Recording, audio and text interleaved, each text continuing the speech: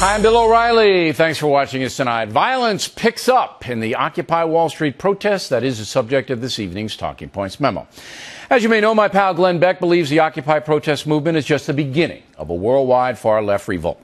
Beck bases his assessment on what's happening in Greece, Italy, and other places that are trying to cut back on entitlement spending, and protesters are going wild. With the economy bad pretty much everywhere, there is some sympathy for these kinds of protests around the globe. Talking Points is not quite as agitated as Beck is, but we are watching the situation very closely here in the USA. And there is no question that the violent component of the demonstrations is on the rise.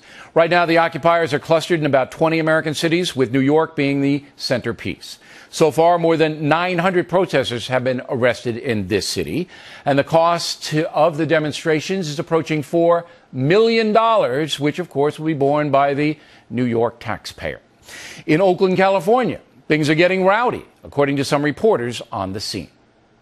The tone out here has changed. We have been threatened. They were telling us if we tried to take our cameras into the plaza and into the camp area, they would take our cameras and break them. Tonight, constitutional rights were tread on. TV crews were manhandled by occupation protesters.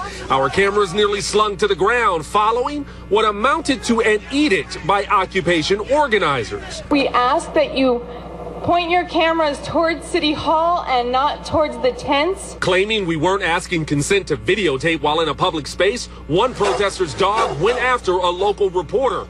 That dog's teeth snagged on his suit coat. It's the only thing that saved his arm.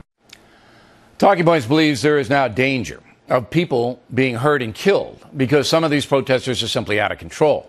In Cleveland, there's an allegation that one of the protesters raped a woman. And whenever you have thousands of people emotionally charged, anything could happen. America honors protests as part of our tradition, makes the country strong.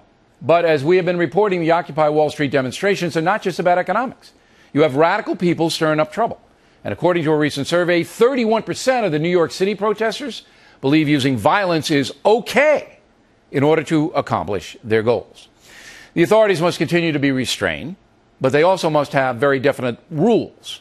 Any lawbreaking has to be prosecuted, and any threats have to be taken seriously. Factors all over the story because we believe it has the potential to get out of hand. And it does. And that's a memo.